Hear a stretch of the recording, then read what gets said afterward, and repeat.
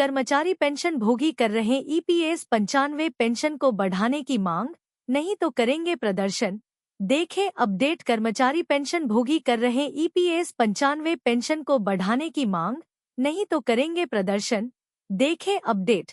सरकारी कर्मचारी पहले से ही सरकार से पुरानी पेंशन योजना यानी ओपीएस को बहाल करने की मांग कर रहे हैं।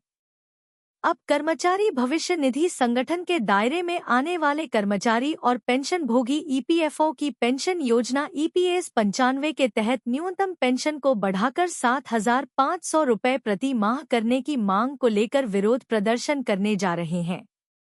कर्मचारी पेंशन भोगी कर रहे ईपीएस 95 पेंशन को बढ़ाने की मांग, नहीं तो करेंगे प्रदर्शन। देखें अपडेट। कर्मचारी पेंशन योजना 95 राष्ट्रीय संघर्ष समिति (एनएसी) ने बुधवार को एक बयान जारी कर कहा कि समिति अपनी मांगों के समर्थन में रामलीला मैदान में रैली करने जा रही है। समिति का दावा है कि न्यूनतम पेंशन को बढ़ाकर हर महीने 7,500 रुपये करने समेत अन्य मांगों के समर्थन में देश भर से 50,000 कर्मचारी और पेंशन भोगी इस रैली में हिस्सा लेंगे।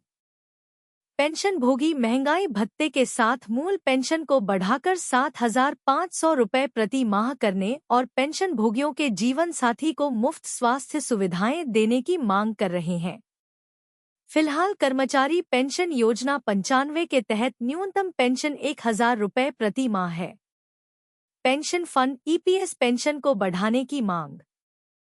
रामलीला मैदान में रैली के बाद पेंशन भोगी 8 दिसंबर से जंतर मंतर पर भूख हड़ताल भी करेंगे।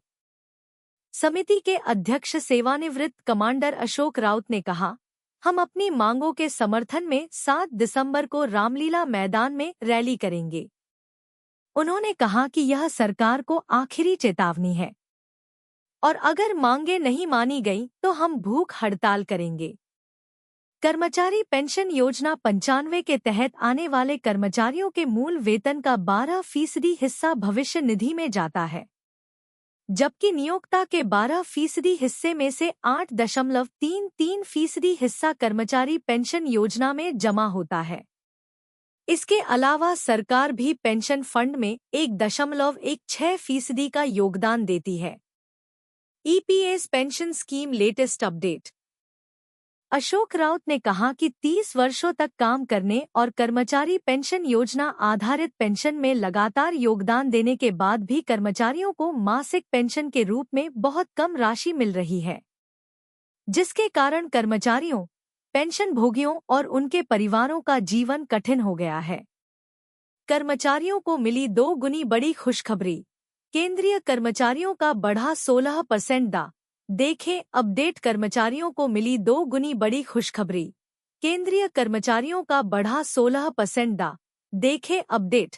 वर्तमान समय में महंगाई हर किसी के लिए एक बड़ी चुनौती बन गई है। इस चुनौती से निपटने के लिए केंद्र सरकार ने एक महत्वपूर्ण कदम उठाया है। सरकार ने अपने कर्मचारियों और पेंशन भोगियों के लिए महंगाई भत्ते में 16% की बड़ी बढ़ोतरी की घोषणा की है। कर्मचारियों को मिली 2 गुनी बड़ी खुशखबरी। केंद्रीय कर्मचारियों का बढ़ा 16% दा। देखें अपडेट।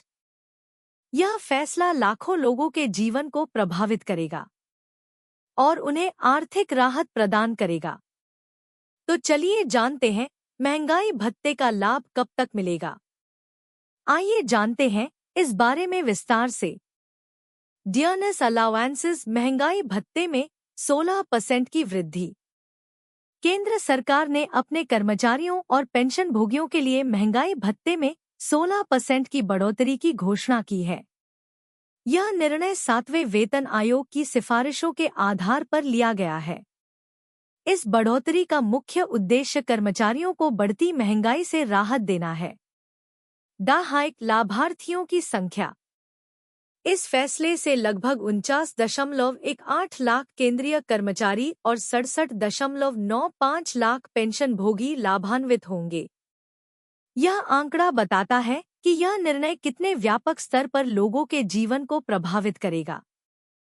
Employees the increased. वर्तमान स्थिति और भविष्य की संभावनाएं। वर्तमान में महंगाई भत्ते की दर 50% है। लेकिन यह अनुमान लगाया जा रहा है कि भविष्य में इसमें और 4% की बढ़ोतरी हो सकती है, जिससे यह 54% तक पहुंच सकता है। यह अतिरिक्त वृद्धि कर्मचारियों के लिए और अधिक राहत का कारण बन सकती है। द हाइक, राजस्थान सरकार का फैसला। केंद्र सरकार के इस कदम के बाद राज्य सरकारें भी अपने कर्मचारियों के लिए समान कदम उठा रही हैं। राजस्थान सरकार ने इस दिशा में एक बड़ा कदम उठाया है। एम्प्लॉइज द इंक्रीज्ड, महंगाई भत्ते में वृद्धि। राजस्थान सरकार ने अपने कर्मचारियों के महंगाई भत्ते में 16% की बड़ी बढ़ोतरी की है। इसके साथ ही सभी पेंशन भोगियों को 9% की वृद्धि का लाभ मिलेगा। डियरनेस अलाउंसेस, वेतन आयोग के अनुसार बदलाव। 5वें वेतन आयोग के तहत कर्मचारियों का महंगाई भत्ता 427% से बढ़कर 443% हो गया है। छठे वेतन आयोग के तहत यह 230% से बढ़कर 249% हो गया है। यह वृद्धि राजस्थान के कर्मचारियों और पेंशन भोगियों के लिए बड़ी राहत लेकर आएगी। सरकार पेंशनधारकों को दिया बड़ा अपडेट। सिर्फ 7 दिन में करवा लें ये काम, नहीं तो हो जाएगी आपकी पेंशन बंद। देखें, सरकार पेंशनधारकों को दिया बड़ा अपडेट। सिर्फ 7 दिन में करवा लें ये काम, नहीं तो हो जाएगी आपकी पेंशन बंद। देखें, पेंशन सत्यापन के लिए अब केवल 7 दिन शेष बचे हैं। सत्यापन नहीं होने पर पेंशन रोक दी जाएगी। सामाजिक सुरक्षा पेंशन योजनांतर्गत सम्मिलित राष्ट्रीय वृद्धावस्था पेंशन योजनाएं, राष्ट्रीय निःशक्त पेंशन योजना, राष्ट्रीय विधवा पेंशन योजना, राजस्थान सामाजिक सुरक्षा लघु एवं सीमांत वृद्धजन कृषक सम्मान पेंशन योजना। सरकार पेंशनधारकों को दिया बड़ा अपडेट। सिर्फ 7 दिन में करवा लें ये काम, नहीं तो हो जाएगी आपकी पेंशन बंद। देखें, मुख्यमंत्री एकल नारी समान पेंशन योजनाएं, मुख्यमंत्री विशेष योग्यजन समान पेंशन योजना, मुख्यमंत्री वृद्धावस्था सम्मान पेंशन योजनांतर्गत बाड़ी में 2,924, बसेड़ी में 1,038, धौलपुर में 2,546, राजाखेड़ा में 2,263, सरमथुरा में 1,134 एवं सैंपू में 2,578 सहित जिले के कुल 12,483 लाभार्थियों का पेंशन सत्यापन बकाया है।